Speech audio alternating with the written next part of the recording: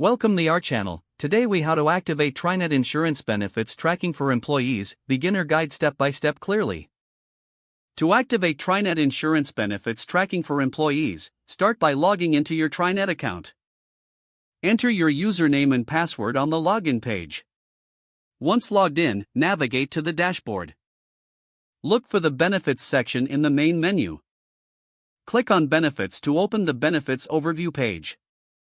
Locate the Insurance Benefits Tracking option within the Benefits section. Click on Activate Tracking to begin the setup process.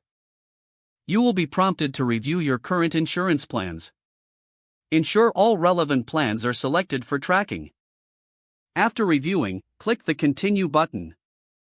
Next, you will need to provide employee eligibility criteria.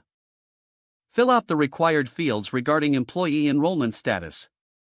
Check if any specific benefits need detailed tracking. Once all information is entered, click Save Changes. A confirmation message will appear to indicate successful activation. To verify, return to the Benefits Overview page. You should now see a status update for insurance benefits tracking. Regularly check this section for updates on employee benefits usage. This completes the activation process for TriNet insurance benefits tracking. If the page does not load, refresh the browser or try again in a private or incognito window. Make sure you are using the correct email address, then retype it carefully to avoid small typos. If your password is not accepted, use the reset option and create a new strong password you can remember.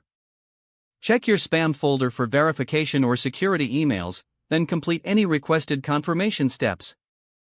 Enable two-factor authentication if available to improve account security and reduce unauthorized access risk. After signing in, review your profile details so your contact information and settings are accurate and current.